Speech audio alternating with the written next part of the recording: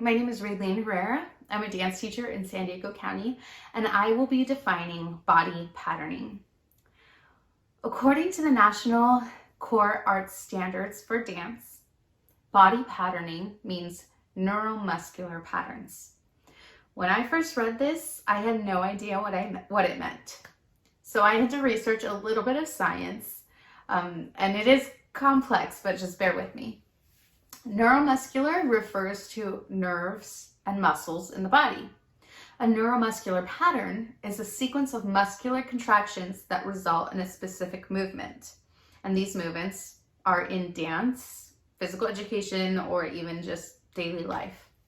These patterns are stored in the brain's motor cortex. The more a pattern is used, the stronger it becomes due to the myelination of the motor nerves used in the brain. So this is often used with students that are just understanding coordination or just getting the hang of balance. The phrase body patterning is often found in the kinder, first, second, and third grade dance standards. It asks students to engage in locomotor and non-locomotor movement, which means traveling and not traveling the body, and also body patterning. Some examples of body patterning listed in the dance glossary is core distal, head tail, homologous, which is upper lower movement, homolateral, the same side of movement, and cross lateral. Body patterning is a complex way to describe body movements that we are already used to, like moving our arm and foot at the same time on the same side. I'll demonstrate. An example of body patterning or a neuromuscular pattern is core distal. That would be any movement that sort of starts at the core and then moves out to our distal parts of our body. So that could be moving like this, or even like laying down on the ground and putting our hands out. That is core distal. Head tail is another example of a neuromuscular pattern.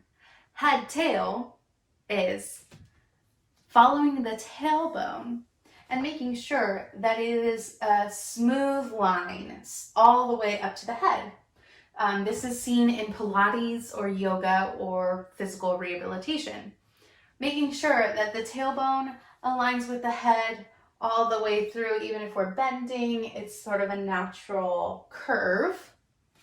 A non-example would be for head tail would be like this. The head is not really aligning with the tail. It's rigid, it's not smooth.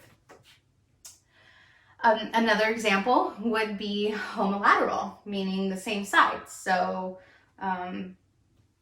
moving our legs and hands at the same side, or even moving a finger and eye at the same side. That's homolateral. Cross-lateral is crossing the body's midline.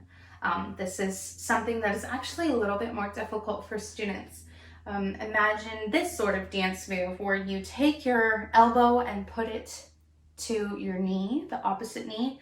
That's an example of cross-lateral. You're crossing the body's midline to do that dance move. So I hope that makes sense. It's really simple once you get the hang of it. And usually, again, it's for kindergarten, first, second, maybe third grade dance standards. Getting students used to patterning on their bodies because maybe the brain hasn't developed that part yet. And just helping them with the motor skills and getting their nerves and muscles to memorize these patterns.